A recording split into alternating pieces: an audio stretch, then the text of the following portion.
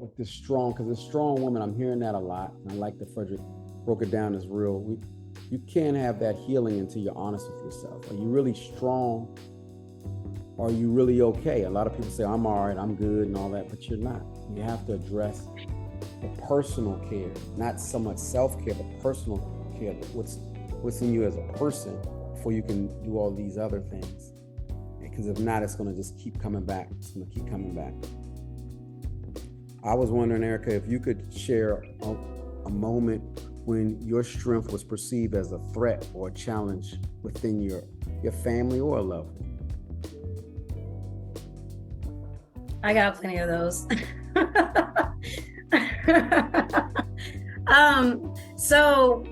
Because I have alpha-like qualities, when I am, well, first of all, let me say that for the women that I'm really close to, they are all strong in their own right.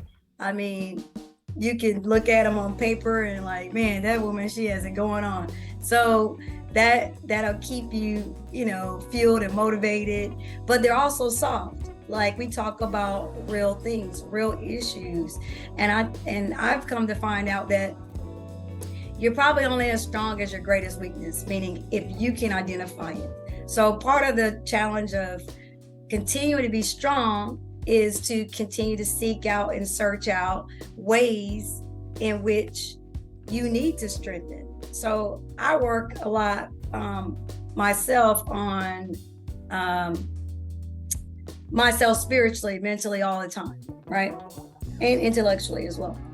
And so as I'm growing to find this nice balance between strength, softness, and all the other endeavors that I have going on, I know that it's important for me to always make space, to make room for that mate one day, making time, like, can they fit in my life? What areas? But getting to your point specifically, strength was probably an issue for me.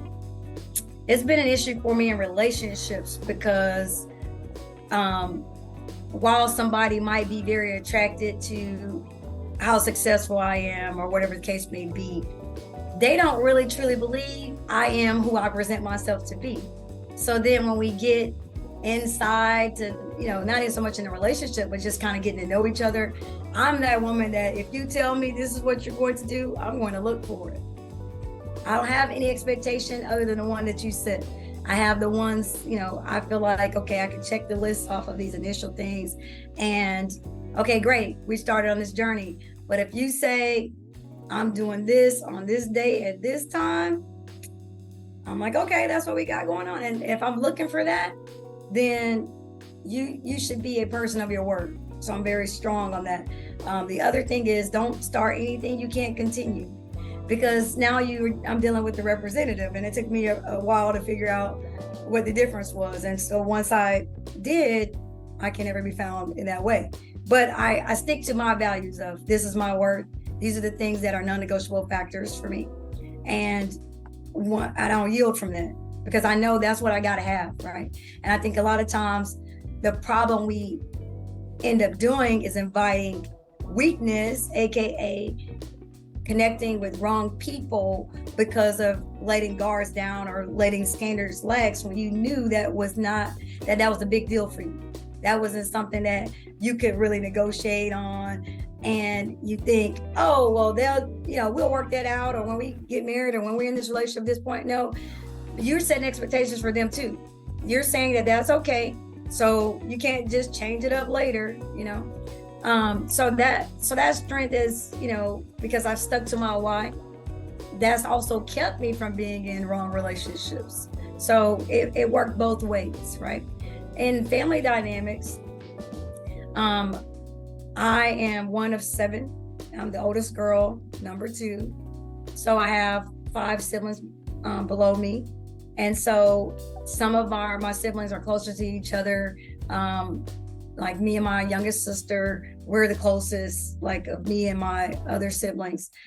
So if one family member, whether it be my siblings or somebody in my extended family, says, oh, we're doing this, and I'm like, I'm not doing it. I stick to what I'm saying, and I know my why. They don't have to understand, and I don't back down. And because we all have a very strong personality, we're all like, yeah, we don't fold. We just gonna stay there, and so nothing gets achieved. So in the dynamics of my family, this strength works against us because we don't yield, and no one's willing to do that. So if there's no agree to disagree. This is what I think. This is how I think, and that's just it. I'm sorry you feel the way. I get what you're saying, but I'm not changing my mind. So that's where my family doesn't really play out as well. And we laugh about it, but we will fight that thing, debate it through till Jesus comes back, but we're just not relenting. And so that part is not a great thing, family dynamics, but it works outside of that. And I wouldn't give it up at this point. See, we got some more people on. Looks like Carice is in the building. I just invited. Hey y'all, sorry I'm loud. I'm on a phone call and trying to hang up and talking about greens and macaroni and hanging up and trying to get on the Zoom. I love y'all though. No, me too. JJ's looks like on here. Who's JJ? I don't know. It just got the J's on there. 3 J's. Well, we're talking, Carice and JJ and everyone who just joined. Welcome. It's our 5th episode. We're talking about the strong woman problems. So you know a little bit about strong women, Carice. Have you experienced being a strong woman where, because I know that you're seeking to be found, and that maybe being a strong woman might have kind of been, I don't know, intimidating to men, or it might not have made them feel as approachable, even though at face value you look very approachable and sweet. However, once you've opened your mouth and showed the true self, they may not feel like they want to move forward. Have you ever felt that? Because you're standing up for who you really are. Oh, this is good. I walked into something real good. Yes. Yes, I have learned where I kind of could have gone wrong as far as understanding like just human behavior and the feminine versus the masculine. So I just started like we're talking about like, when you say be found by my king, right? Is that what you're talking about? That's right. Okay, I just want to make sure. Yeah, so I have just recently started to dip my toe back into the dating pond, and I realized like, I don't know what I'm doing. Like I have no clue. So you got to be honest with yourself, right? That's number one. And then I was just like, okay, God, my dating game is super ghetto. Like it's just ghetto. I don't know what I'm doing. Help me out. So God started to reveal to me that in the past, I was not resting in my femininity. And that doesn't mean like I'm walking around like with like this, but there are ways that we're designed, and women can be intimidating to men because we don't allow them to be the save the day, to be the hero.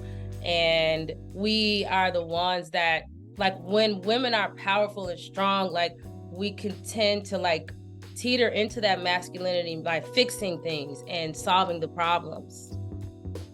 And so then it's like, when you think about it, there's no room for him to give. Like we are receivers just by nature. Like if you want to like get down and dirty, just the way we're designed biologically, you know, we have vaginas, like let's just get, and we are designed to receive. Absolutely. So even like the sperm and the egg thing, like God, I'll be having revelations over the silliest things. Like I could just be watching a video on how babies are made, and I'll see the egg just chilling like in the fallopian tube, like, and all these sperm are just like racing, like they're competing, trying to get to, and I was like, oh my God, Lord, I got it wrong from day one. Like I should just be resting, and yeah, I may know how to lift up that box, or I may know how to solve this problem, but let him open the door, let him lift the box up, let him change the light bulb. So it's those kind of things that that I feel that may seem trivial. It ain't even got to be us talking about how much of a boss we are and all that, but those simple things that can leave no room for the man to just save the day. And then let's talk about the boss girl stuff. Like, a man is not trying to be our business partner. He's trying to be our lover. They don't care about that. And so I had to examine that. Like, I had this pick me energy, pick me. And so I came out the gate like, yeah, I'm an entrepreneur and I do this and this and that. And so that was like, pick me, pick me. That's an instant, like, non-seductive energy to give to a man. And so I'm learning how to rest in my femininity and slowly, like, let him unravel me, like, slowly, layer by layer. He'll find out that I own my own business eventually. He'll find out, all these sides of me, but just kind of like be mysterious. Right. It's not an interview. It's not a business interview. No. Putting everything into numbers and dollars and value. That's different type of value. They need to know the true you.